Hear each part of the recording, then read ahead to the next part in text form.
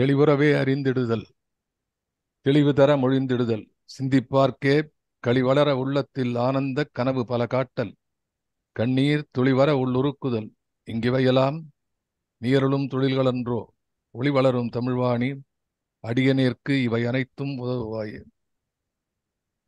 பேரன்புமிக்க பாரதி அன்பர்களே, குவிகம் இலக்கிய அமைப்பு தொடர்ந்து நடத்தி வருகின்ற மகாகவியின் மந்திர சொற்கள் என்ற இந்த நிகழ்விலே இன்று மாலை 174வது நிகழ்வாக நாம் எல்லாம் இந்த ஜூம் அரங்கில் சந்திக்கிறோம்.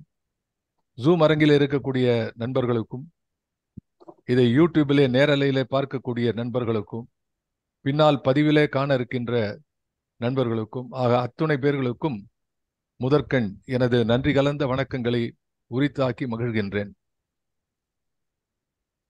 பாரதியை தொடர்ந்து பார்த்து கொண்டிருக்கிறோம்.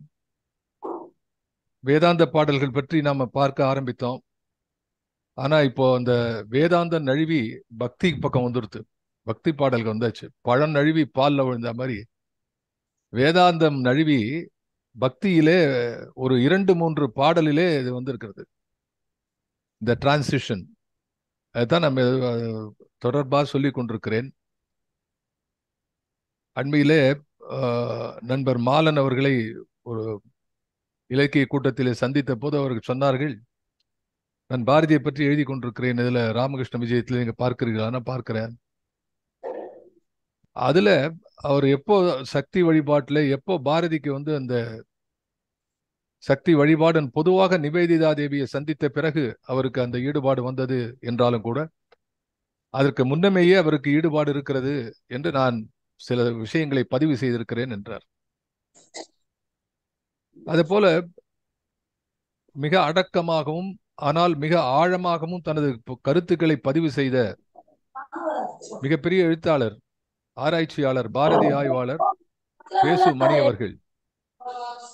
பேசு மணி அவர்களுடைய ஆராய்ச்சிகளும் இது போன்ற அண்மையிலே பேராசிரியர் மணிகண்டன் போன்றவர்கள் இதெல்லாம் பார்க்கும்பொழுது பாரதியினுடைய வாழ்க்கையிலே சில பக்கங்களுக்கு அதிகமான ஒளி பாய்ச்சப்படுகிறது. என்றாலும் இந்த அவருடைய பாதையிலே பாய்ச்சக்கூடிய ஒளி ஒரு பக்கம். மாலன் கட்டுரை இதுல கலைமகளிலே வருகிறது, மன்னிக்கவும், ராமகிருஷ்ண விஜயத்திலே அவர்கள் யோகா பற்றி எழுத இருக்கிறார்கள். கலைமகள் வரக்கூடியது. ஆகவே இதெல்லாம் ஒரு பக்கம் இருந்தாலும் நான் பாரதியினுடைய மனப்பாங்கிலே ஒரு ஒளி பாய்ச்சி பார்க்கிறேன். அந்த ஆராய்ச்சியெல்லாம் தாண்டி என்னுடைய ஆராய்ச்சி என்பதே அவன் எழுதியை வைத்துக் கொண்டுதான். அவன் எப்படி வாழ்ந்தான், எங்க வாழ்ந்தான், யார் எப்படி பண்ணாங்க, அதை பத்தி நிகழ்ச்சிகளை தாண்டி அவன் எழுத்தை வைத்துக் கொண்டே நாம் பார்க்கிறோம். ஏன் சொல்றேன்னா, என்னைக்கு அது நமக்கு எப்பவுமே ஒரு ஒரு சான்றாகவும் சாதகமாகவும் அமையும். ஏன்னா அவர் எழுதியிருக்கிறார். அவருடைய அதுதான் உயிர் எழுத்து. அதுல இருக்கக்கூடிய உண்மை என்பது மெய் எழுத்து.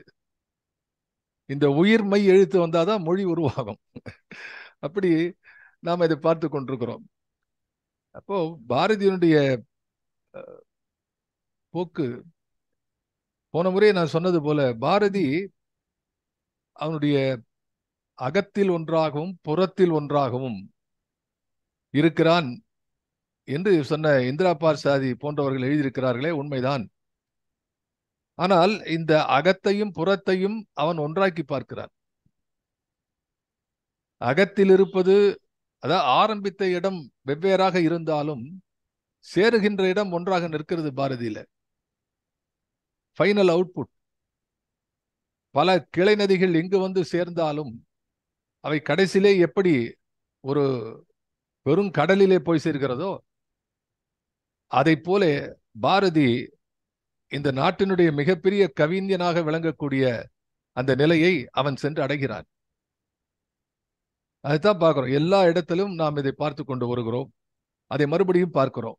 இப்ப நம்ம பார்த்து கொண்டிருக்கிற பாடல்ல இது லாஸ்ட் ஸ்டான்ஸா. அதை ஒரு பார்த்துடலாம். அதை பார்த்தோம்னு நினைக்கிறேன். மறுபடியும் பார்க்கலாம். இதுக்கு ஏழியரை பாருங்க, அதில் ஸ்லைட்ல பார்த்துடலாம். இது எப்படி வருதுன்னா, சொல்லினுக்கு எளிதாகவும் நின்றிடாள், சொல்லை வேறிடம் செல்ல வழிவிடாள், அல்லினுக்குட் பெரும் சுடர் காண்பவர் அன்னை சக்தியின் மேனி நலங்கண்டார்.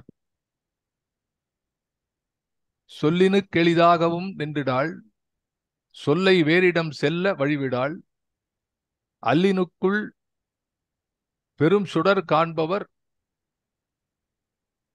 அன்னை சக்தியின் மேனி நலங்கண்டார். கல்லினுக்குள் அறிவொளி காணுங்கால், கால வெள்ளத்திலே நிலை காணுங்கால், புல்லினில் வைரப்படை காணுங்கால், பூதலத்தில் பராசக்தி தோன்றுமே. அது எப்படி படிக்கணும் அந்த பாட்டை? சொல்லினுக்கெளிதாகவும் நின்றிடாள், சொல்லை வேறிடம் செல்ல வழிவிடாள், அல்லினுக்குட் பெரும் சுடர் காண்பவர் அன்னை சக்தியின் மேனி நலங்கண்டார்.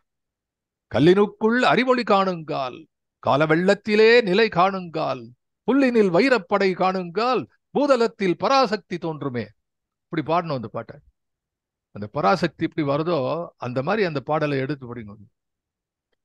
எங்கள் பாரதி கலைக்கழகத்திலே மீ விஸ்வநாதன் நண்பர் மீங்களாம் தெரியும், சுராஜ் போன்றவர்கள் இதை படிப்பார்கள். நாசி வரதராஜன் போன்றவர்கள் இதை படித்திருக்கிறார்கள். நான் படிக்கும்போது அப்படி உணர்ச்சி பொங்கும். ஆனா சர்ப்ரைசிங்லி பேராசிரியர் நாகநந்தி அப்படி உணர்ச்சி பொங்க பாட மாட்டார். அவர் பாஞ்சாலி சபதத்துல துரியோதன வேஷம் போட்ட போது அவர் பேசினார் இப்படி. ஆனா கவிதைகளை பேசும்போது இப்படிலாம் அவர் இந்த உணர்ச்சி வசப்பட்டெல்லாம் பேச மாட்டார். அவர் சொல்லுவார், கவிதைகளை விவரிக்கும் போதும் விமர்சனம் வந்து விட்டால் நெஞ்சிலே இருக்கக்கூடிய ஈரத்தை பஞ்சால் துடைத்து போட்டு விட்டு பிறகுதான் பேச வேண்டும் என்பார். அவரோட வேலை வேற. ஆனா இதை படிக்கும்போது அப்படி ஒரு உணர்ச்சி இருக்கும். பூதலத்தில் பராசக்தி தோன்றுமே, படார்னு ஒரு பட்டாசு வெடிக்கிற மாதிரி. என்ன அபிப்பிராயத்துல இருக்கிறான் பாரதி. அப்போ இத முக்கியமான இந்த பாடலுடைய விளக்கமாக நினைக்கக்கூடியதுன்னு, சொல்லினுக்கு எளிதாகவும் நின்றிடாள். இது எப்படிப்பட்ட ஒரு ஸ்டேட்மெண்ட்? இத சொல்றவன் சாதாரண அப்ப ஆளா? இவன் சொல்றவன் ஒரு மகாகவி.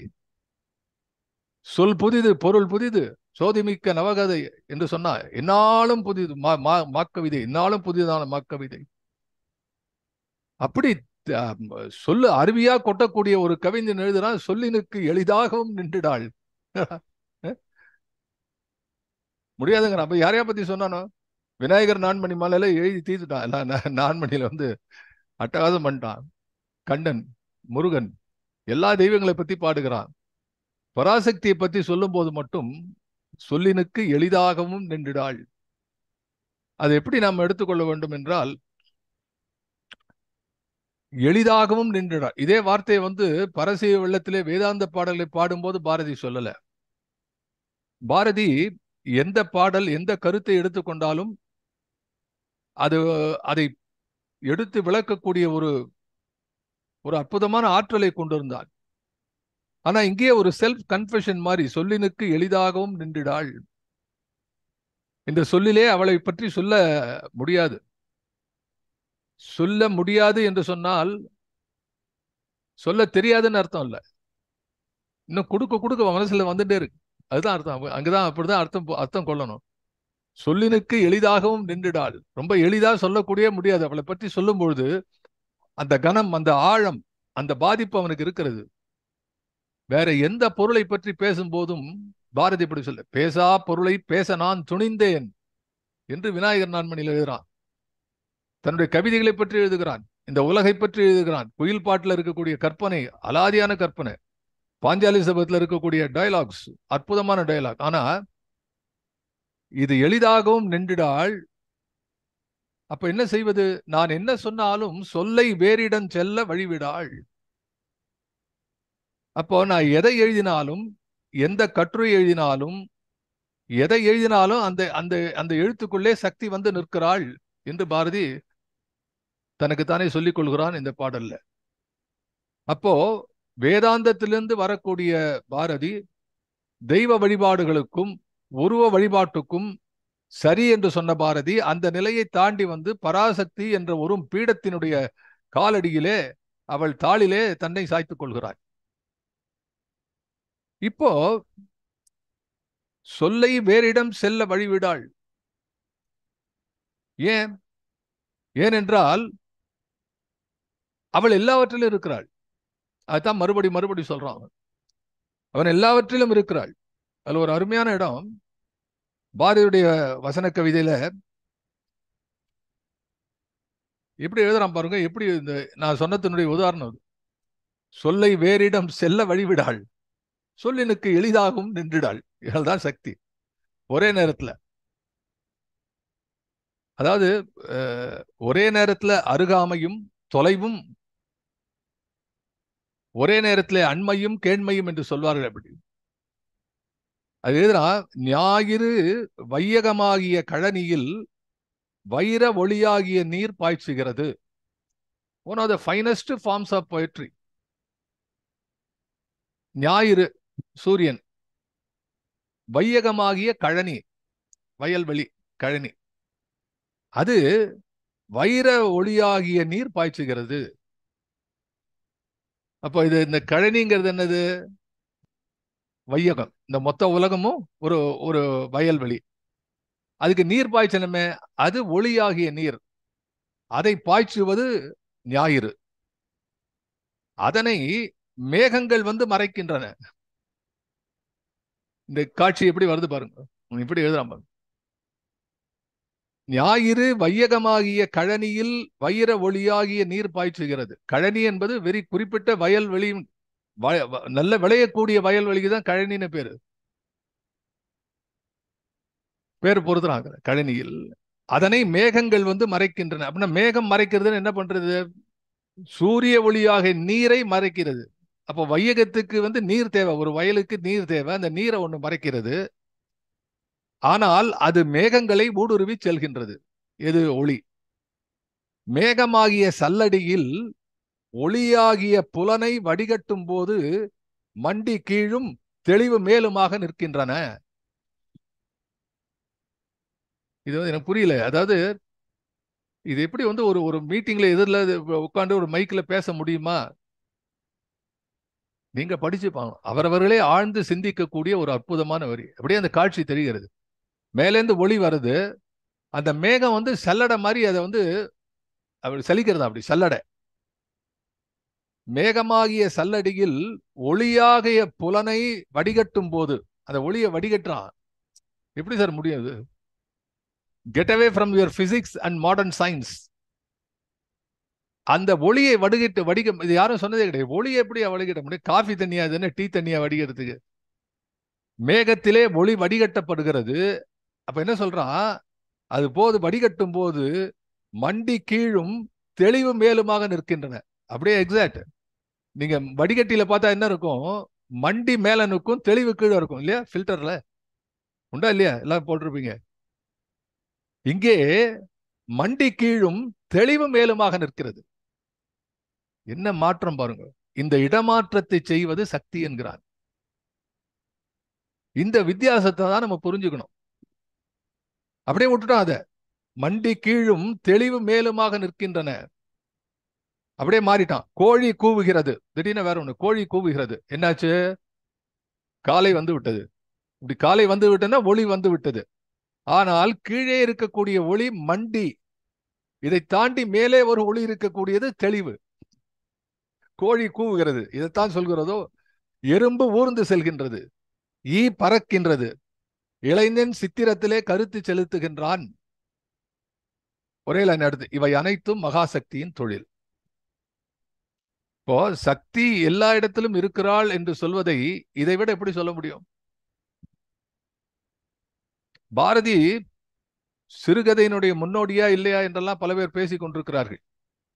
ஆனால் அதை பார்த்து வாவேஸ்வரை தாண்டி, நான் போன முறையே சொன்னேன், வாவேஸ்வரை விட 1906 3 வருடங்களுக்கு முன்னாலேயே பாரதி எழுதுகிறான் ஒரு பஞ்சகோண கோட்டை என்று ஒரு கதை. சத்யானந்தர் அப்படின்னு ஒரு துறவியை பற்றிய கவிதை, அது கதை. அந்த கதை தான் போன முறை உங்களுக்கு சொன்னேன். வேதாந்த பேசிட்டு ஜனகர்கிட்ட சொல்றாரு அந்த துறவி, இது மாதிரி சீதை கல்யாணத்துக்கு அப்புறம் ரொம்ப துன்பப்படுவா, காட்டுக்கெல்லாம் போகணும்னு மூர்ச்சை போட்டு விழுந்துட்டாராம். அப்புறம் என்ன வேதாந்தினி, அவளுக்கு இன்னும் ஒண்ணு ஆள, சீதை கல்யாணமே ஆள. ஆனால் ஞான திருஷ்டியிலே அவளுக்கு பின்னாலே துன்பமுறு என்று சொல்லும் போது மூர்ச்சை போட்டு விழுந்த ஜனகர் எப்படி வேதாந்தியா நிற்க முடியும் என்று கதையிலே எழுதுகிறார் பாரதி. அப்போ எங்க வந்திருக்கு பாருங்க, இந்த மேகத்தை தாண்டி மேலே போகும்போது இருக்கக்கூடிய தெளிவு அவருக்கு இருக்கிறது. அப்படியே லைன் இருக்கும்போது போன் எடுங்க, அது கஷ்டம், போயிடு எடுக்கலாம். இவை அனைத்தும் மகாசக்தியின் தொழில். இப்ப நம்ம கேட்டதோட சேர்ந்து எல்லாமே சேர்ந்து மகாசக்தியினுடைய தொழில் இது. அவள் நம்மை கர்மயோகத்தில் நாட்டுக, இது ரொம்ப சிக்னிபிகன்ட். அவை நம்மை கர்மயோகத்தில் நாட்டுக. அப்போ பாரதி என்ன நினைக்கிறான், இந்த சக்தியினுடைய அண்மையினாலே, சக்தியுடைய நெருக்கத்தினாலே, சக்தி மேல் கொண்டுள்ள ஆழ்ந்த பக்தியினாலே கர்மயோகம் சிறக்க வேண்டும். இங்கேயும் ஒரு ட்விஸ்ட் வச்சிருக்கான். சங்கரர் பேசியது அல்ல, அதுக்கு பின்னாலே வந்த அத்தனை வேதாந்திகள், ஞானியர்கள், ரிஷிகள் பேசியது பக்தி யோகத்தை. சக்தியை பக்தி பண்றான் அப்படின்னா அது பக்தி யோகம்.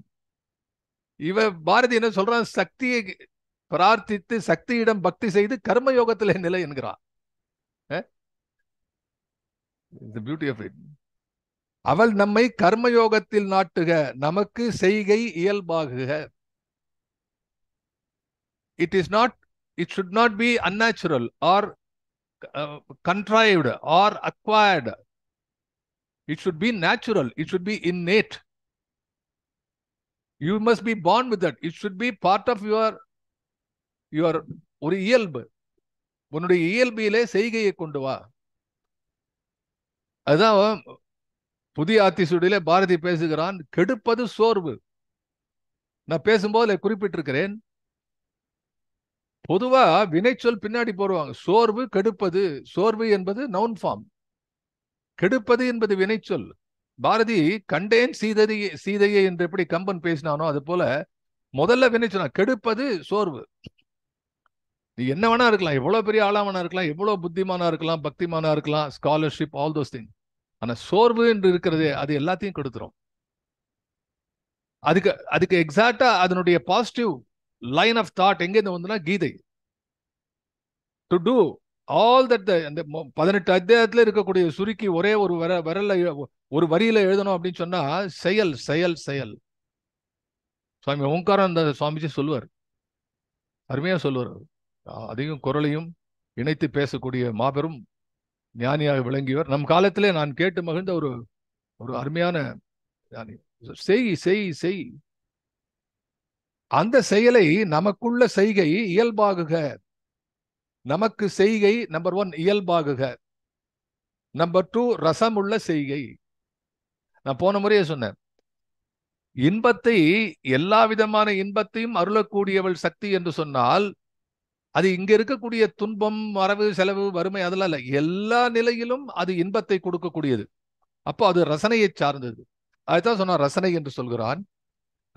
ரசமுள்ள செய்கை, இன்பமுடைய செய்கை, வலிய செய்கை, சலிப்பில்லாத செய்கை, விளையும் செய்கை, பரவும் செய்கை. விளையும் செய்கைன்னா யூ இனிஷியேட். பரவும் செய்கைன்னா it broadens itself, it progresses, it spreads, it ventilates like osmotic movement.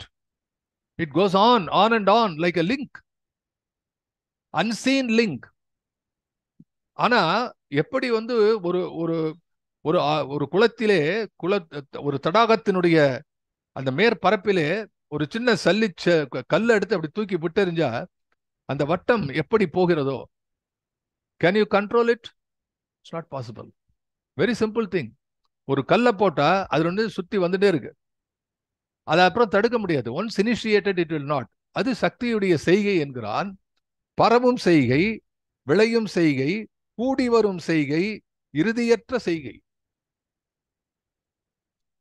போன முறை நான் சொன்னதில்ல, that you can see in a grain of sand, the world in a grain of sand, and a heaven in a wild flower. William Blake உடைய கவிதையை பற்றி போன முறையே சொன்னேன். இது எத்தனை பேருக்கு சாத்தியமாகிறது? அதுதான் எல்லையற்ற செய்கை, கூடி வரும் செய்கை, நமக்கு மகாசக்தி அருள் செய்க. சொல்லை வேறிடம் செல்லவும் விடாள். 4 லைன் வெவ்வேறு எழுதி கொண்டே வந்தால் 5வது வரியிலே சக்தி சொல்லை வேறிடம் செல்ல விடாள், அவளே வந்து அங்கே நிற்கிறாள். இது போன்று பல இடங்களை நம்ம காட்ட முடியும். கவலை, காவல், ஊட்டுதல், வளர்த்தல், லாட் ஆஃப் வெர்ப்ஸ் அடிக்கினே போறோம் பாரதி. கவலை, காவல், ஊட்டுதல், வளர்த்தல், மாசெடுத்தல், நலன் தருதல், ஒளி பெய்தல், இச்செயல்கள் நமக்கு மகாசக்தி அருள் புரிக. சாத்திர கலைபோக்கி, இதுதான் ரொம்ப முக்கியமான இடம். இது இதெல்லாம் இதை விளக்கிக் கொண்டே போகலாம். ஆனாலும் ஓரளவிலே நாம் should ruminate on this. Some of the things are meant for that. சிலதெல்லாம் நம்ம வந்து இதை வந்து வார்த்தைகளாலே சொல்லி விளக்க முடியாது. அதுதான் சொல்றான். இதுல எனக்கு ரொம்ப இந்த பாடலே அப்படிதான் இருக்கு. சொல்லை சொல்லினுக்கு எளிதாகவும் நின்றுடாள், சொல்லை வேறிடம் செல்ல வழிவிடாள். பாரதி அப்படிதான் இருக்கான். பாரதியை பத்தி பூரா சொல்லவும் முடியல. எதை சொன்னாலும் பாரதி நடுவில் வந்து நிற்கிறான். அதேதான் சக்திக்கு இருக்க கூடாது, அவனுக்கு இருக்குது. அவன் சொல்றான், சாத்திர கலை போக்கி வேத பயிர் செய்து. இதுல முதல்ல என்ன பார்க்கணும்னா, மேல முதல்ல என்ன சொன்னான்? கழனி என்று சொன்னான்.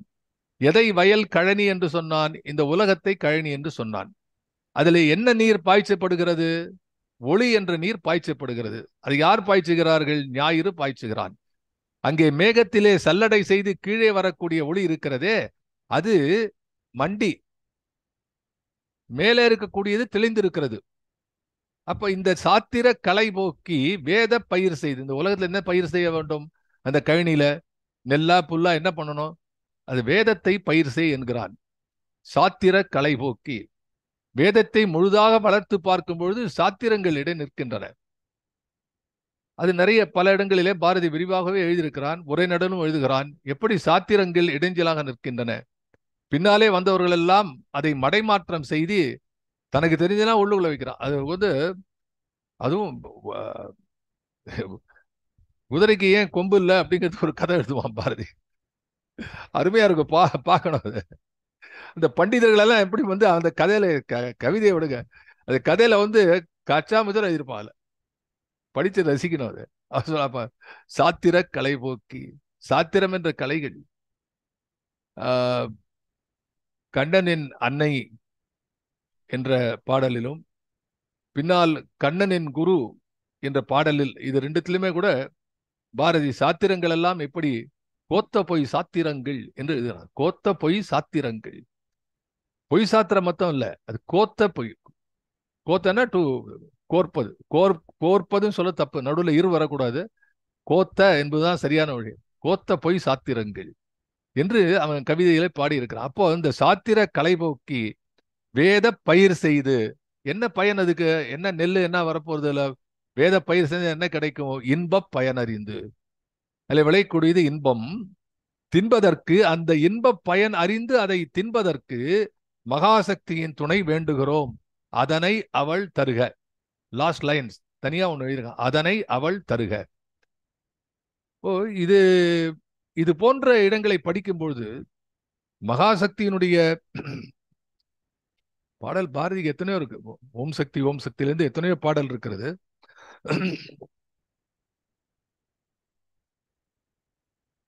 என்றாலும் உரைநடையில எப்படி பாரதி என்னெல்லாமோ எழுதி கொண்டு சக்தியை கொண்டு உள்ளே கொண்டு வருகிறான் என்றால் நமக்கு புரிகிறது. சொல்லினுக்கு எளிதாகவும் நின்றிடாள், சொல்லை வேறிடம் செல்ல வழிவிடாள். அடுத்த லைன், அல்லினுக்குள் பெரும் சுடர் காண்பவர் அன்னை சக்தியின் மேனின் அலம் கண்டார். அல் என்றால் இருள் என்று போயிரு, இரவு. அல்லும் பகலும் என்று நாம் சொல்றோம் இல்லையா? அல்லும் பகலும் அனவரதமும். நம்ம எல்லுன்னா சூரியன். அல்லினுக்குள் பெரும் சுடர் காண்பவர், இருளுக்குள்ளே பெரும் சுடரை காண்பவர் அன்னை சக்தியின் மேனின் அலங்கண்டார். அப்ப என்ன இதை வந்து ஓமையாக்குகிறான்? அன்னை சக்தியினுடைய மேனி என்பது சுடரை போன்றது, ஒளி பொருந்தியது. அல்லினுக்குள் என்ற சொல் நம்மை சுட்டுகிறது, இந்த உலக வாழ்க்கையை சுட்டுகிறது. எப்படி இருளிலே நிற்பவன் அந்த ஒளியை தேடி செல்லுகிறானோ, ஒளியாக தெரிகிறதோ, அதை போலே அன்னை சக்தியினுடைய மேனி நலம் கண்டார். இதுல இன்னொரு பாசிட்டிவ் தாட் என்ன வச்சுக்கணும்னா, இப்போ வந்து ஒரு ஒரு வைரத்தை எடுத்து காட்டுறோம் அப்படின்னு சொன்னா, இந்த வைரத்தினுடைய ஒளி அழகாக தெரிவதற்கு அதை பின்னாலே வந்து ஒரு கருநீல வண்ணத்தில் இருக்கிற ஒரு வெல்வெட்ல வச்சு காட்டணும். அப்பதான் நல்லா தெரியும். அதை ஒரு வெள்ளை துணியில வச்சு அவ்வளவு தெரியாது. Contrast is very important. வாழ்க்கையில அந்த எடுத்துக்காட்டு கான்ட்ராஸ்ட். அப்ப இங்க என்ன சொல்றான், இந்த கருநிறத்திலே அறியாமை என்ற இருளிலே இருக்கக்கூடிய இந்த மக்களுக்கு இறைவியாக விளங்கக்கூடிய சக்தியினுடைய ஒரு பொறி இருக்கிறதே, அந்த ஒளி மிகச் சிறப்பாக தோன்றும். உன்னுடைய அறியாமையே உனக்கு ஒரு மிகச்சிறிய வழி காட்டும். அது light at the end of the tunnel என்று சொல்வார்கள். ஏதோ ஒரு கோடியில் இருக்கக்கூடிய ஒளி உனக்கு தெரியுமா? தெரியும். If you are going through the tube, ஒரு இருண்ட டியூப்ல பார்த்தா அந்த கடைசியில் இருக்கக்கூடிய ஒளி தெரியும். எனவே அவன் சொல்கிறான், அல்லினுக்குள் பெரும் சுடர் காண்பவர் அன்னை சக்தியின் மேனி நலங்கண்டார். அல்ல, அல்லினுக்குள் இருப்பவர்னு என்ன அர்த்தம்? அல்லினுக்குள் இருக்கக்கூடிய யார்? நம்மை போன்றவர்கள். பராசக்தியினுடைய எல்லையற்ற ஆற்றலையும், அவள்தான் இந்த அண்ட சடாசடங்களுக்கு அதிபதியாக இருக்கக்கூடியவள் என்ற அந்த நம்பிக்கை, அதை எண்ணி பார்க்கக்கூடிய நிலை இருக்கிறதே, அதை பார்க்கக்கூடியவர்கள் அல்லினுக்குள் பெரும் சுடர் காண்பவர் அன்னை சக்தியின் மேனி நலங்கண்டார். அது அன்னை சக்தியினுடைய மேனி நலம். மேனி நலம் என்றால் இந்த இடத்துல வந்து மேனியினுடைய பண்பு. மேனி என்பதே ஒரு உருவகம்தான். அவளுக்கு எப்படிப்பட்ட மேனி? விஸ்வரூபியாக இருக்கக்கூடிய இறைவிக்கு மேனி என்பது ஒரு உவமையாக சொல்லலாம். மேனி நலம், அந்த பண்பு என்பதா வைத்துக் கொள்ள வேண்டும். இனி அடுத்து வரக்கூடிய 4 வரிகள் மிகச் சிறப்பாக எண்ணி பார்க்கக்கூடியவை. கல்லினுக்குள் அறிவொளி காணுங்கால், கால வெள்ளத்திலே நிலை காணுங்கால், புல்லினில் வைரப்படை காணுங்கால், பூதலத்தில் பராசக்தி தோன்றுமே. இப்ப ஒவ்வொன்னா எடுத்துக்கலாது. கல்லினுக்குள் அறிவொளி காணுங்கால், ஒளியை பத்தி பேசிட்டான் பாரதி. இப்ப அடுத்து வந்து அறிவொளி என்று சொல்கிறான். கல்லினுக்குள் அறிவொளி காணுங்கால், இது எப்படி பாசிபிலிட்டி? இது கல்லுங்கிறது வந்து இப்ப சாதாரணமா சொன்னா இஸ் ஸ்டோன். கல்லு மண்ணு என்று சொல்கிறார். அப்படி கல்லுதான், அது அசையாமல் கிடக்கக்கூடிய கல். அதுல எங்கிருந்து அறிவொளி தோன்றும்? அறிவொளி காணுங்கால் என்கிறான். இத வந்து சரியா கவனிக்க. இதை பற்றி கிட்டத்தட்ட ஒரு 10 ஆண்டுகளுக்கு முன்னாலே நான், புலவர் ராமமூர்த்தி, விஸ்வநாதன் அந்த குரூப்ல வந்தாரா இல்லையா ஞாபகம் இல்லை எனக்கு. எங்களுக்கு சந்த வசந்தம் என்ற இணையவழி அந்த குழுவிலே இதை பற்றி நாங்கள் பல விஷயங்கள் எழுதி கொண்டிருந்தோம். அப்ப இலந்தையும் பங்கு கொண்டார். ஹரிகிருஷ்ணன் பதில் எழுதுகிறார், நாகநந்தி அவர்கள் இதை பற்றி பேசியதில்லை சொல்லிட்டு. ஆமா, நாகநந்தி கிட்ட அவர்கிட்ட போய் பார்க்கறதுக்கு அவர் இதை பத்தி பேசல. எனக்கும் ஞாபகம் இல்லை, அவரும் பேசல. அதை பற்றி ஒவ்வொருவராக ஒவ்வொன்றும் சொல்லிக் கொண்டிருந்தார்கள். இப்போ இலந்தை அவர்கள் ஒரு விஷயத்தை சொன்னார்கள். இது இலந்தையுடைய வரி, அதை பதிவு செய்ய விரும்புகிறேன். அதாவது எங்களுடைய வாழ்நாளிலே பாரதி கலைக்கழகம், அதில் பெற்ற நண்பர்கள் விஸ்வநாதன் போன்றவர்கள், என்னுடைய இலந்தை ராமசாமி, ஹரிகிருஷ்ணன், இது போன்றவர்கள் எல்லாம் பாரதியில ஆழ்ந்து படிக்கக்கூடியவர்கள். அதை நான் சொல்லித்தான். அதனால யாரு சொன்னார்? இலந்தை எழுதுகிறார். இலந்தை என்ன சொன்னார்? அசதோமா சத்கமய, தமசோமா ஜோதிர்கமய, மிருத்யோர்மா அமிர்தங்கமய, ஓம் சாந்தி சாந்தி சாந்தி. நம்ம நாட்டுல எந்த அது சுபாஷிதமாகட்டும், இல்லைன்னா வேத மந்திரங்கள் அல்லது உபநிடத வாக்கியங்கள் சொன்னாலும் இறுதியில இந்த சாந்தி, ஓம் சாந்தி சாந்தி சாந்தி. அது ஒரு மாதிரி சொன்னார் ஓங்காரானந்தஜி, சொன்னார் சாந்திங்கிறது. ஏன் சுவாமிஜி இதை சொல்றாங்க எல்லா இடத்துலையும் கேட்டதுக்கு சொன்னார், அதை நாடித்தானே போயின்னு இருக்கோம். நீ கேட்கறது அதுதானே. யாராவது வந்து ஆரவாரம், அலப்பறை, சண்டை, சச்சரவுன்னு போய் கேட்பானா? அமைதியா இருக்கணும். காரணம், அமைதியிலே ஒரு இன்பம் இருக்கிறது. அப்போ அவர் அது எல்லாரும் சொல்லிடுவா. ஆனா அதுக்கு மேல ஒண்ணு சொன்னார் அவர். இதுல வெவ்வேறு மந்திரங்களை சொல்லும் போது கூட பின்னாலே சாந்தி மந்திரமாக சொல்லுகிறோமே. காரணம் என்னன்னா, இந்த அத்தனை வித்தியாசமா இருக்கக்கூடிய இந்த அத்தனை மந்திரங்களும் அதை முழு மனதோடு செய்யும் போது அது உங்களுக்கு சாந்தியை கொடுக்கும். இப்போ அதுவும் அதே தானே, வேதாந்தத்தினுடைய தனி முடிவாக இருக்கக்கூடிய எல்லாம் ஒன்று என்ற நிலையை சுவாமிஜி அவர்கள் அன்றே குறிப்பிட்டார்கள். அப்ப இங்க இலந்தை அவர்கள் எழுதுகிறார்கள், அவர்கள் சொன்னார்கள் இது மாதிரி அசதோமா சத்கமய. என்ன பொருள் அதுக்கு? அசதோமா சத்கமய என்றால் ஃப்ரம் அன்ட்ரூத் டு ட்ரூத். அசத்துங்கிறோம்ல, அசத்துன்னா அதுதான் அர்த்தம். பொய்யா இருக்கிறவன் தான் அசத்து. அசதோமா சத்கமய, ஃப்ரம் நான் ட்ரூத் டு ட்ரூத். என்னை கொண்டு போ, அங்கிருந்து என்னை மேலே உயர்த்து. அப்ப எது மண்டி, எது தெளிவு? இந்த கீழே இருக்கிறது மண்டி, மேல இருக்கிறது தெளிவு. தமசோமா ஜோதிர்கமய. தமசோனா இருள், ஜோதிர்னா ஒளி. இருளிலிருந்து என்னை ஒளிக்கு அழைத்து செல். பொய்யிலிருந்து என்னை மெய்க்கு அழைத்து செய், மெய் அறிவுக்கு அழைத்து செல். மிருத்யோர்மா அமிர்தங்கமய. மரணத்திலிருந்து அழிவற்ற நிலைக்கே அழைத்து செல். அமிர்தங்கமய, மரணமிலா பெருவாழ்வு என்று பாரதியும் பேசியிருக்கிறான். இதை எப்படி சொன்னார் இலந்தைனா, கல்லினில் அறிவொளி காணுங்கால்கிறது அதுக்கு இதை வச்சுங்கோ. அதாவது வெறும் ஜட பொருளா இருக்கு, அந்த ஜடத்திலிருந்து இதுக்கு உயிர் வரக்கூடிய நிலை இருக்கிறது, அதுதான் அசதோமா சத்கமய. அடுத்து கால வெள்ளத்திலே நிலை காணுங்கால். அதுக்கு என்ன அப்படின்னா, கால வெள்ளம் என்று சொல்லும் போது அவர் என்ன இன்டர்பிரட் பண்ணார்னா, பிறப்பிலிருந்து இறப்பு, அதுதானே கால வெள்ளம். கால வெள்ளம்னு சொன்னா அந்த கால வெள்ளத்தை எப்படி ஒரு ஒரு ஒரு விட்னஸ் இல்லாத, சாட்சி பூதம் இல்லாம என்ன நடக்க போறது? இந்த சாட்சி பூதங்களாக விளங்கக்கூடியவர்கள் ஐம்பூதத்தினாலே உருவாக்கப்பட்ட இந்த உயிர்கள் இது பார்த்து கொண்டிருக்கிறது. காலம் ஓடுவதை யார் பார்க்கிறார்களோ அவர்களுக்கு பிறப்பு இறப்பு உண்டு, காலத்துக்கு கிடையாது. அங்க வருகிறவர்கள், ஒரு நதியிலே இருக்கக்கூடிய மீன்கள் பிறக்கலாம் இறக்கலாம், ஆனா அந்த நதி போய்கொண்டே இருக்கும். அப்படி ஒரு காலத்தினுடைய சிறப்பு. இலந்தை சொன்னார், இதை அடுத்ததாக வைத்துக் கொள்ளலாம். மிருத்யோர்மா அமிர்தங்கமய, புல்லினில் வைரப்படை காணுங்கால். தமசோமா ஜோதிர்கமய. புல்லுங்கிறது அமைதியா இருக்கு, அது அறிவற்ற நிலையில இருக்கிறது. அறிவு அது ஒற்றை அறிவுங்கிறாங்க கூட, ஓரறிவு உயிர். அது புல்லிலே வைரப்படை என்று எழுதினார் அவர்கள். அதை நினைத்து பார்க்கிறேன். அதை எழுதி விட்டு அவர் இதுக்கு ஹரிகிருஷ்ணன் தான் பதில் சொல்லணும்னு எழுதினார்.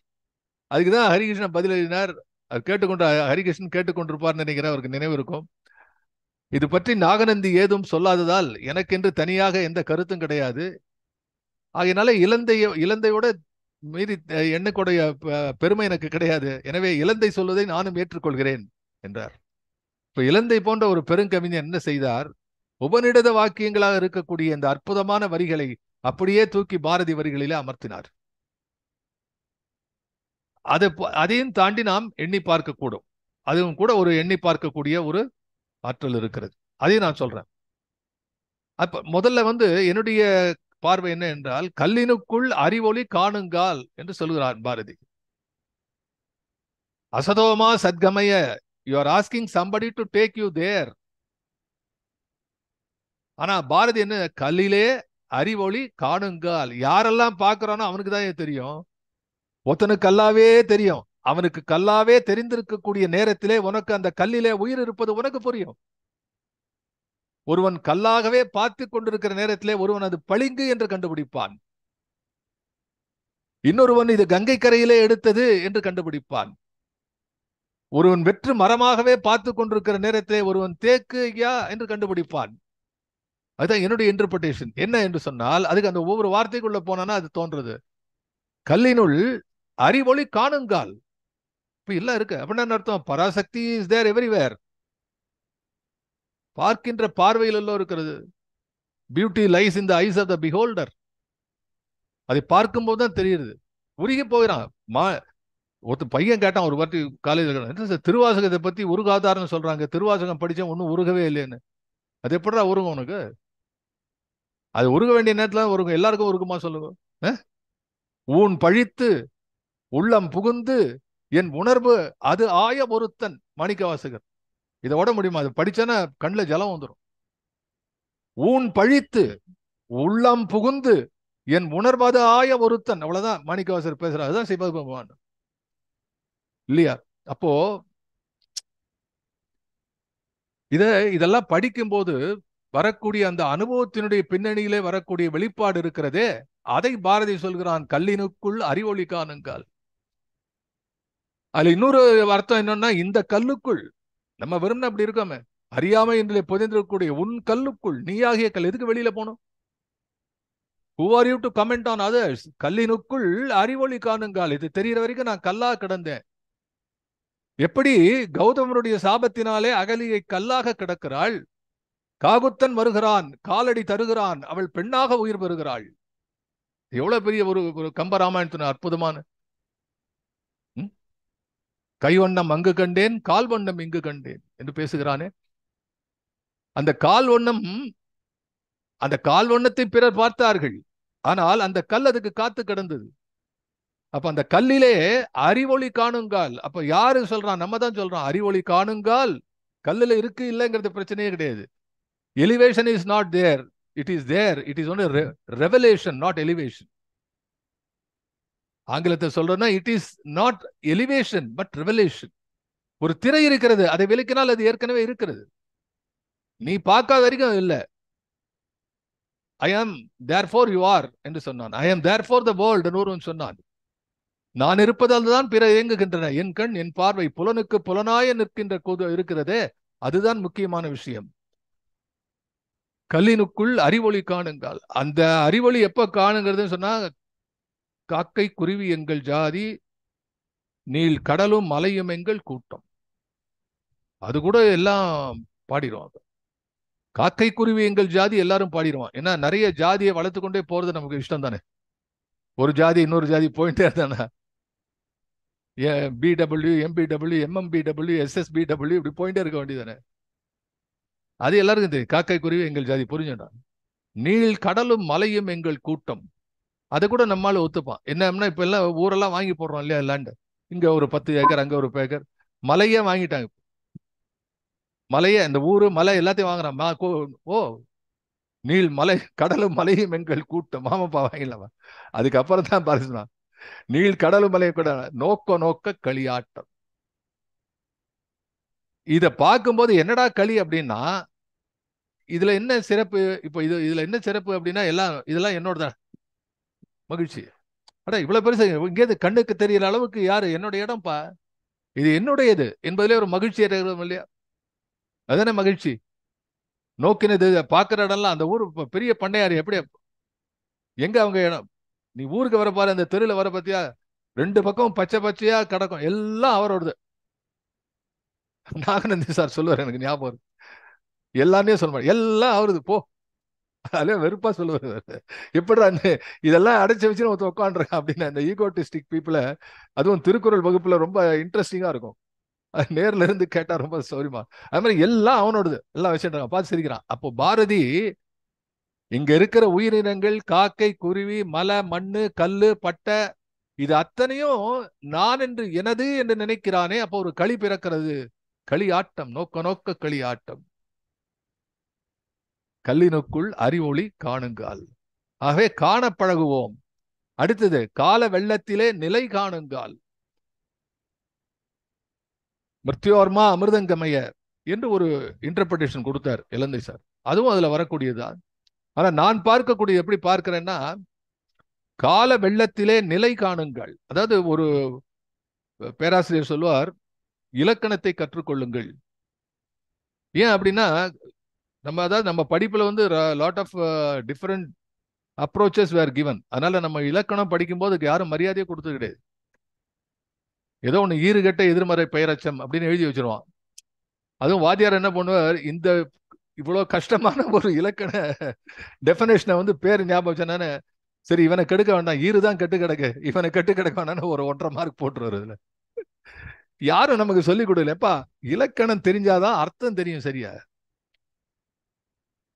நான் சொல்லுவதுண்டு. நான் ஒரு லெக்சர் கொடுத்தேன், குவிகத்துல பத்தி பேசியிருக்கேன்னா தெரியல. பேசியிருக்கோம். பாரதியினுடைய வரிகள் தான், பாரதி வரிகள். நான் அதை பத்தி பேசியிருக்கேன். ஆனா அதை ஒரு சொற்பொழிவாக நான் காலம் கொன்ற விருந்துகான், காலம் கொன்ற விருந்துகான், கடவுளுக்கே பெருமை என்றோ என்று பாரதி சுயசரிதையில வருகிறது பாட்டில். அது பார்க்க அதுக்கு அந்த காலம் கொன்ற விருந்துகான் என்று வரும்போது, காலம் கொன்ற விருந்துன்னா காலம் விருந்தை கொன்றதா, காலம் கொன்ற விருந்து விருந்து காலத்தை கொன்றதா, எது எதை கொன்றது? என்ன சார் இப்படி இருக்கேன்னு ஒரு தமிழாசிரியர் இருக்கிறார் எனக்கு தெரிஞ்சவர். சார் இதெல்லாம் நாங்க அந்த காலத்தையே சொல்லி கொடுத்தோம், ஒரு பையன் கேட்க மாட்டேங்கிறான். மான் தின்ற புலி அப்படின்னு எழுதுவோம். மான் தின்ற புலி அப்படின்னா என்ன அர்த்தம்? நமக்கு தெரியும் மானியம் புலி, ஒரு மானை தின்ற புலி நினைப்பான். மான் தின்ற புலி அப்படின்னா மான் புலியை தின்னதை கூட அர்த்தம் பண்ணலாம் இல்லையா? அப்ப என்ன பண்ணா இரண்டாம் வேற்றுமை உருவும் பயனும் உடன் தொக்க தொகை, அதை எங்க போடணும் தெரியும்? மானை தின்ற புலி போடுவது. மானை தின்ற புலி. அப்போ இந்த இலக்கணம் எவ்வளவு சிறப்பாக இருக்கக்கூடியது என்பதை நாம் நினைத்து பார்க்க வேண்டும். அப்ப அந்த சொல்லுக்கு அது போல ஒரு பாடலுக்கு ஏன் எனக்கு பேர் மட்டும் இல்லை, என்ன சார் என்னை வச்சு இன்னும் நீங்க காமெடி பண்ணல அப்படின்னு நான் கேட்க முடியும். என்னை வச்சு சுந்தரராஜன் பண்ணிட்டார் ஒரு காமெடி.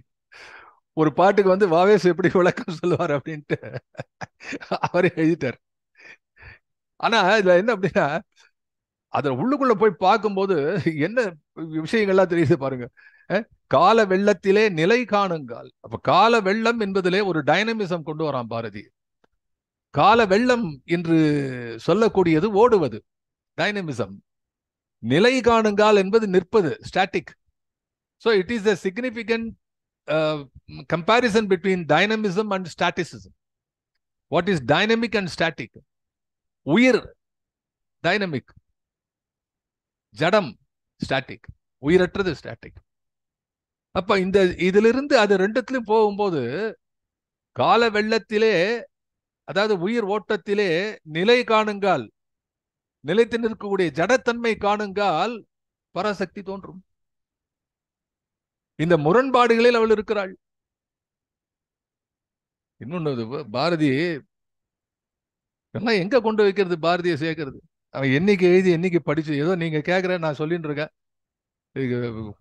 குவியத்துக்கு 1000 கோடி நன்றிகள் சொன்னாலும் போறாது. எல்லாம் இருக்கு, எடுத்து படிக்கிறது இல்லை யாரும். சக்தியை பத்தி எழுதுறான். அவள் சிலை இல்லை, உண்மை ஒளி. அது கோயிற்புறத்திலே மாத்திரம் இல்லை, அகத்திலும் இருக்கிறது. கடல் அசைப்பது, பாதாளத்தின் கீழ் மற்றொரு பாதாளம், அதன் கீழே ஒன்று, அதன் கீழே ஒன்று, எல்லையின்றி பரந்த திசை முழுதையும் அது கவர்ந்தது. ஆறு சக்தியினுடைய ஆற்றல். எப்படி பார்த்தாலும் ஆரம்பம் இல்லாமலும், எப்படி பார்த்தாலும் முடிவில்லாமலும் இருக்கும் அற்புத வஸ்து சக்தி. மொத்தம் இப்படியே எழுதின்னு போயிட்டு இருக்கக்கூடிய பாரதி சொல்லினுக்கு எளிதாகவும் சொல்லை வேறிடம் செல்லம் விடாள்கிறானே, அந்த அனுபவம் தானே அது. எவ்வளவு எழுதிருக்கான் பாருங்க. எழுதுறான், கோடான கோடி அண்டங்களை ஒரு சிறு மூக்கினால் உடைப்பது. இந்த இடம் ரொம்ப பிடிக்கும், கேளுங்க எல்லாரும். ஒரு சிறிய மலரின் இதழிலே வர்ணம் தீட்டுவதற்கு 1000 வருடங்கள் இருந்து பழகும் நெடு நேர்மை கொண்டது. இது சக்தி.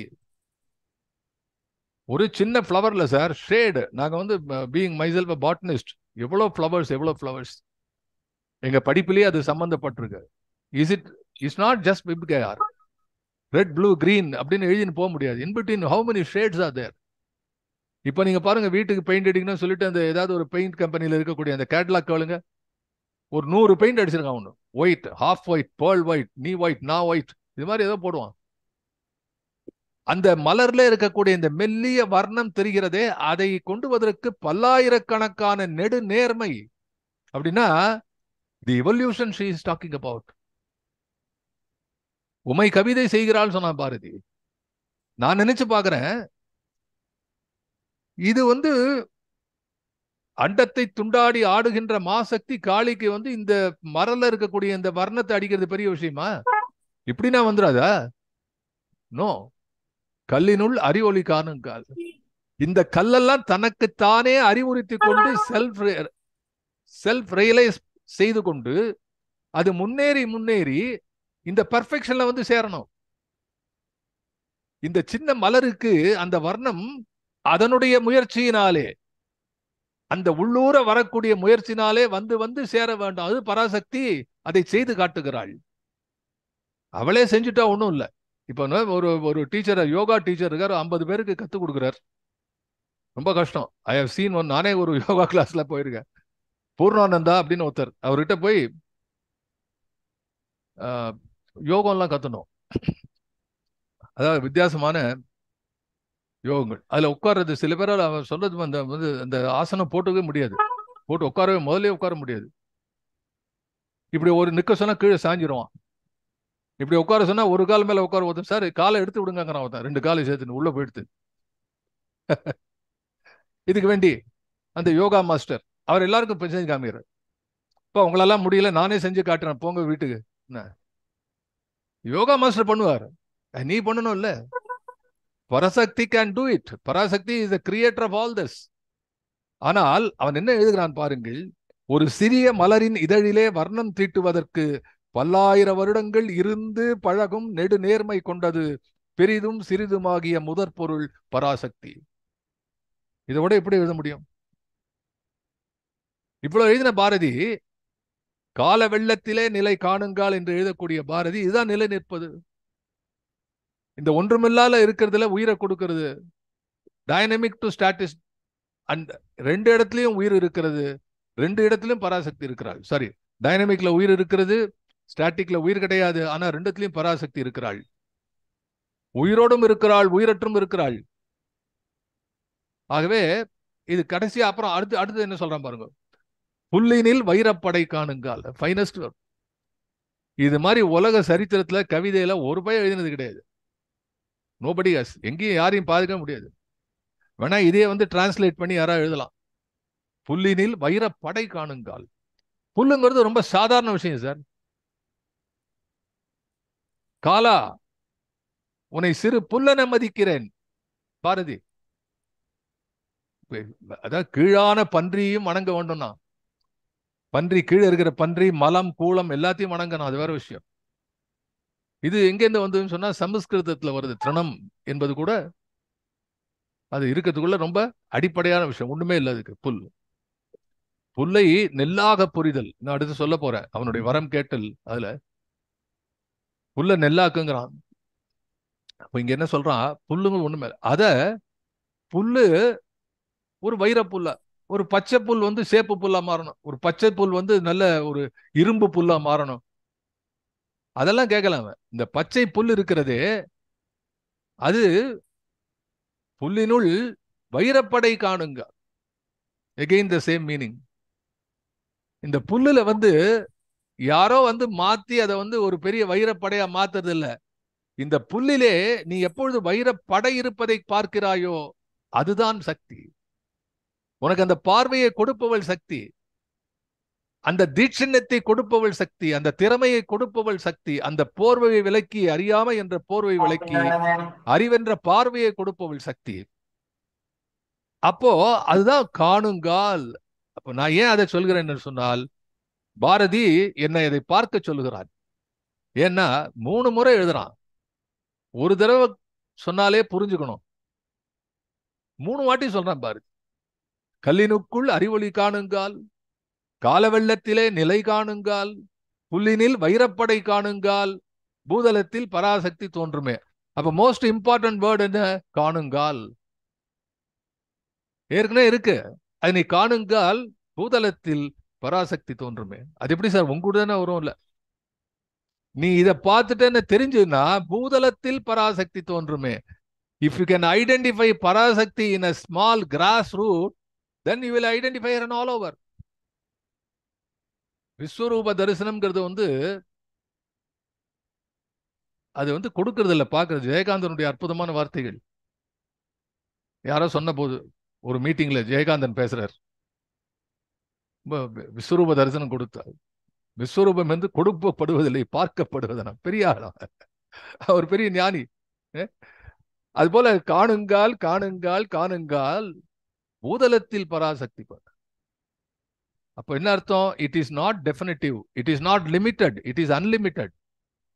என்ன அன்லிமிட்டட்? சோ புரிஞ்சிருச்சு சார். பராசக்தி இருக்கா? எங்க இருக்கா? கல்லுல இருக்கா சார்? கல்லுல இருந்து வைரப்படை இருக்கு, புல்லுல வைரப்படை இருக்கா? அப்படி இல்லப்பா. இந்த ஒரு விஷயத்தை நீ தெரிஞ்சுட்டான்னா அதன் பிறகு பூதளத்தில் பராசக்தி தோன்றும். உனக்கு ஒரு வாட்டி சைக்கிள் ஓட்ட கத்துக்கிட்டு தான் போறோம். உங்க தெருல ஓட்டுற சைக்கிள் கத்துக்கிற, அப்புறம் வாழ்நாள் பூரா 100 வருஷமும் அங்கேயே அந்த தெரு ஓட்டுறது தான் கத்துட்டு இருக்க. ஒவ்வொரு தெருக்கும் ஒரு வாட்டி சைக்கிள் ஓட்ட கத்துப்பாங்களா? சைக்கிள் ஓட்ட கத்துட்டா எங்க வேணா ஓட்டலாம். அது மாதிரி பாரதி இந்த அற்புதமான ஒரு ஒரு வித்தியாசமான விஷயத்தை உங்களுக்கு சொல்லிக் கொடுக்கிறான், அதை காட்டுகிறான். புல்லினில் வைரப்படை காணுங்கால் பூதளத்தில் பராசக்தி தோன்றுமே என்று பாடுகிறான். இந்த பாட்டை தவிர இன்னொரு விஷயம் நான் சொல்றேன். இன்னைக்கு இன்னொரு விஷயத்தை சொல்ல வேண்டும். என்ன அப்படின்னா, பாரதிக்கு இவர் இதுல இன்னும் சொல்ல மறந்து போயிட. இவர் கனடா பசுபதி கேள்விப்பட்டிருக்க தெரியும். செல்லப்பா சாருக்கு தெரியும், சுந்தரராஜ் சாருக்கு.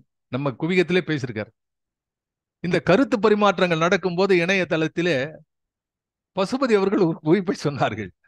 ரொம்ப சுவையாக இருந்தது. அது சாதாரண ஆள் இல்லை சார். அவர் இந்த நேரத்தில் நிஜமா அவருடைய நினைவு வருகிறது. அற்புதமான பேராசிரியர். அவர் சொன்னார், இந்த புல்லிலே வைரப்படை காணுங்கால் போது எனக்கு ஒரு ஞாபகம் வருது. அப்படி எழுதுறாரு. ஒரு மகாபாரதம் ஞாபகம் வருது. பாரதத்தின் முடிவு கோரை புல்கள் உலக்கையாக மாறி ஒத்தன ஆடிக்கொண்டு செத்தான். புல் வைரப்படையாக ஒருவரை ஒரு அடித்துக் கொண்டு குலமே நாசமாகிறது, அந்த யுகமே முடிகிறது. கலிகாலத்தின் முடிவு புல்லினே வைரப்படை காணுங்கால் என்று எழுதுகிறான் பாரதினா ஒரு லெட்டர் போட்டிருக்காதுல. ரொம்ப ஆச்சரியப்பட்டு போனேன். அதாவது புல்லுங்கிறது தர்ப. இந்த தர்ப புல்லை வச்சு அவன் எத்தனையோ விஷயங்கள், அதுல பல கதைகள் இருக்கின்றன. தர்ப புல்லுக்குள்ள அந்த மந்திரத்தை ஜபித்து போட்டா அஸ்திரம் மாதிரி போயிடும். அதான் அஸ்திரத்துக்கும் சஸ்திரத்துக்கும் உள்ள டிஃபரன்ஸ். சஸ்திரம் என்பது பிசிக்கல் ஆயுதம், அஸ்திரம் என்பது பிரம்மாஸ்திரம். ரொம்ப பெருசா இருக்குமா? அப்படி இல்லை, சின்னதா இருக்கும், அவ்வளவுதான் இருக்கும். ஆனா அதுல இந்த மந்திரத்தை ஈடுபடுத்தி அது போட்டா அது பிரம்மாஸ்திரம். அது போல கனடா பசுவிற்கு விளையாட்டாக சொன்னார்கள். அதுலயும் ஒரு விஷயம் இருக்கு. என்னன்னா, புல்லினே வைரப்படை காணுங்கால் பூதளத்தில் பராசக்தி தோன்றுமே. ஊழிக்காலம் வந்துருந்தார். அந்த புல்லெல்லாம் வைரப்படையா மாறும்பொழுது என்ன ஆகும்? பூதளத்தில் ஊழிக்காலம் பராசக்தி தோன்றுமே. இப்படி யோசிக்கிறாங்க. எதுக்கு சொல்றேன் அப்படின்னா, நண்பர்களே, நாம முடிவாக இதெல்லாம் பாரதியுடைய வரிகளை படிக்கும் போது புரிந்து கொள்ளத்தான் படிக்கிறோம், விளக்கி கொள்ள படிக்கிறோம். அது என்ன, அதுதான் இறுதியான விளக்கம், நிறைவான விளக்கம்னு கூட சொல்ல வேண்டாம். நம் மனதை அது ஊக்குவிக்கிறது, மனதில் ஏதோ ஒன்றை தோன்ற வைக்கிறது. வேற ஒன்றை படிக்கும் போது இந்த செய்தி எல்லாம் மனசுல தோணும். ஓஹோ, இப்படி எல்லாம் இருக்கிறதா என்று தோன்றும். ஆகவே அதை நாம் பார்க்க வேண்டும். முடிக்கும் முன் இன்னொரு விஷயம் சொல்றேன். இதுக்கு பாரதிக்கு இந்த இடத்துல ஒன்று பராசக்தியோட பேசுகிறான். நான் ஏற்கனவே சொன்ன ஒரு கவிதை என்பதனாலே விரைவாக சொல்கிறேன். மானுடர் ஒரு கவிதை நான் படித்தேன், சுயசரிதை ஒரு கவிதை முடிச்சுட்டு அப்புறம் படிச்ச கவிதை இது. அன்பு செய்தல், அன்பு செய்தல்ங்கிற தலைப்புல இந்த கவிதை வரும். மானுடர் வாழாவிடினும் வித்து நடாவிடினும் வரம்பு கட்டாவிடினும் அன்றி நீர் பாய்ச்சாவிடினும் வானுலகு நீர் தருமேல் மண்மீது மரங்கள் வகை வகையாக நெற்கள் புற்கள் மலிந்திருக்குமன்றோ யான் எதற்கும் அஞ்சுகிறேன். மானுடரே, நீவிர் என் மதத்தை கை கொள்ளுமின் ஊனுடலை வருத்தாதீர். உணவு இயற்கை கொடுக்கும், உங்களுக்கு இங்கே தொழில் அன்பு செய்தல் காண்டீர். இப்படி ஒரு கவிதை பாரதி இருக்கா, நான் உங்களுக்கு படிச்சு காட்டினேன். இதுல பாரதி என்ன சொல்ல வருகிறான்? கடமை பத்தி பேசியிருக்கிறானா? செயலை பற்றி பேசியிருக்கிறானா? எதையும் பேசாமல் இறை சக்தி என்ற ஒன்று இருக்கிறது, நீ ஒன்றுமே செய்ய வேண்டாம், வானத்திலிருந்து நீர் வரும், உனக்கு எல்லாம் கொடுக்கும் என்று ஒரு இடத்துல கவிதை எழுதியிருக்கிறான். இந்த பொருளுக்கும் இப்போ பாரதி எதுக்கும் பார்த்தா இந்த ஜம்ப், சொல்லை வேறிடம் செல்ல விடாள். அவன் நீ கடமை என்று சொன்ன போதும் சக்தியை பற்றி பேசுகிறான்.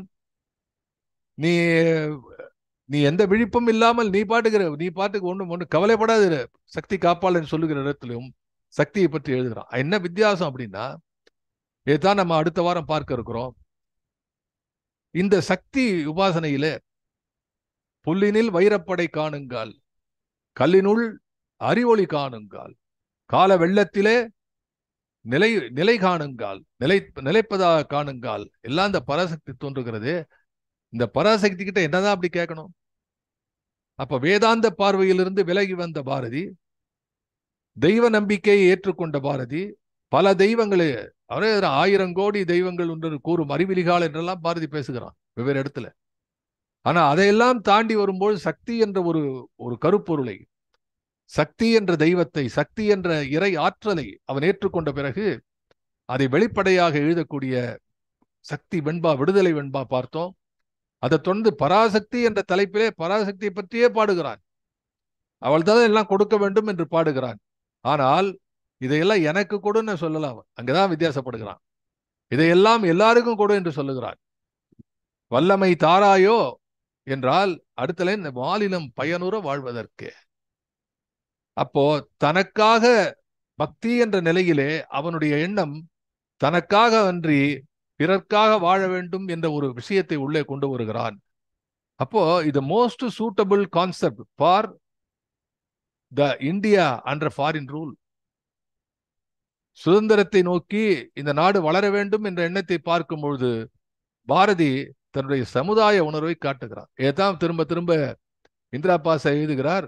அவன் சுய தரிசனத்தையும் முக்தியையும் அடைய போகக்கூடிய ஒரு பக்கம் அவனை இழுத்தாலும், இன்னொரு பக்கம் இந்த சமுதாய சூழலிலே ஒரு கவிஞனாக நான் என்ன செய்ய வேண்டும் என்ற ஒரு அக்கறை, இது நமது கடமை என்று நினைக்கக்கூடிய ஒரு சமுதாய பார்வையும் பாரதிக்கு இருக்கிறது. அப்ப இது எப்படி ரெண்டுத்தையும் மேட்ச் பண்றான் அப்படின்னா, அவன் இந்த சக்தி, இப்படிப்பட்ட அற்புதமான சக்தியை வரம் கேட்கிறான். சக்தி எனக்கு இதெல்லாம் நீ கொடு என்று கேட்கிறான். அப்படி என்ன வரம் கேட்கிறான் அவன்? எனக்கு காசு கொடு, பணம் கொடு, எனக்கு வீடு கொடு, மாடு கொடு என்று கேட்கிறானா என்றால் அவன் என்ன வரம் கேட்கிறான்? அதே ஒரு 10 பாட்டுல அருமையா கேட்கிறான். நிறைய தெளிந்த பாடல்கள் உங்களுக்கு, அந்த பாடலிலே அற்புதமான விளக்கங்களை பார்க்க இருக்கிறோம். ஆகவே தொடர்ந்து, ஆனா இது அடுத்த வாரம் கேட்க முடியாது. இதுக்கு அடுத்த வாரத்துக்கும் அடுத்த வாரம் தான். ஏன் என்பதற்கான காரணம் சுந்தரராஜன் கேட்டுக்கொண்டது போல, அடுத்த வாரம் இதே நாள் 4ஆம் தேதியில பார்த்தா 11 செப்டம்பர் 11 பாரதியினுடைய நினைவு நாள். 1921 மறைந்திருக்கிறான். ஆகவே 103வது நினைவு நாள். அந்த நினைவு நாளிலே ஆர்கே சென்டர் மயிலையிலே என்னுடைய சொற்பொழிவு இருக்கிறது. அது மாதிரி புதன்கிழமை இருக்கிறது. நம்ம வேண்டாம் என்று சொன்னால் 2-3 வருடங்களாக என்னை கேட்டுக்கொண்டிருக்கிறார்கள். நான் ஊர்ல இல்லை, வர முடியாது, இந்த மாதிரி இருந்தது. இந்த முறை ஊரிலே இருக்கிறேன், என்ன செய்யலாம் பார்த்த போது ஒரு எண்ணம் தோன்றியது. அவர்கள் யூடியூப்ல டைரக்டா அதை இது பண்றாங்க. ஸோ அப்படி இருக்கும்போது அங்கிருந்தே நேரடியாக 6:45 அந்த நிகழ்ச்சி ஆரம்பிக்கிறது ஆர்கே சென்டர்ல. 6:45 ஒரு 1.5 மணி நேரம் நான் பாரதியை பற்றி பேசுகிறேன். அதில் நீங்கள் கேட்கலாம் நேரடியாக. இந்த நிகழ்ச்சிக்கு போல அதுவும் பாரதியை பற்றி தான். அதுக்கு தலைப்பு, நான் கொடுத்த தலைப்பு, நான் பேசக்கூடிய தலைப்பு யானும் ஒரு சித்தன், யானும் ஒரு சித்தன் என்று நான் பேசுகிறேன். கிட்டத்தட்ட நாம் அதெல்லாம் பேசியிருக்கோம். எனவே உங்களுக்கு ஒரு ரிவிஷன் மாதிரி தான் இருக்கும். ஆகவே அதை நீங்கள் கேட்டு மகிழ வேண்டும். எல்லாரும் அதை கேளுங்கள். அது முடிந்து அதுக்கு அடுத்த வாரம் 11 மாதிரி 18 நம்ம தொடர்ந்து அந்த நாம் எடுத்துக்கொள்ளக்கூடிய இந்த பாடல் யோக சித்தி என்ற பாடலை பாட போறோம். சில பேர் யோக சக்தி என்று எழுதியிருக்கிறான் சில புக்கில், யோக சக்தி. அது கூட பரவாயில்ல. சில பேர் யோக சித்திங்கிறான். சித்தி இல்ல, சித்தி. யோக சித்தியா யோக சித்தப்பா, அது யோக சித்தி. ஆகவே அது ரொம்ப நல்லா இருக்கும் இந்த பாட்டு. வரம் கேட்டல் என்று பாரதியிடம். ஆகவே இந்த அளவிலே இன்றைய தினம் மிக சிறப்பாக உங்களோடு சேர்ந்து நானும் இதை எண்ணி பார்த்தேன். ஆகவே கல்லிலே அறிவொளி காணுங்கால், எப்பெல்லாம் அறிவொளி வருகிறதோ அந்த விழிப்புணர்ச்சி நமக்கு பல விஷயங்களை புரிய வைக்கிறது என்ற அளவிலே இன்றைய தினம் இந்த சொற்பொழிவை நிறைவு செய்கிறேன். வந்திருந்த அத்தனை பேருக்கும் மீண்டும் என்னுடைய வணக்கங்களையும் நன்றியையும் கூறி விடைபெறுவேன். வணக்கம்.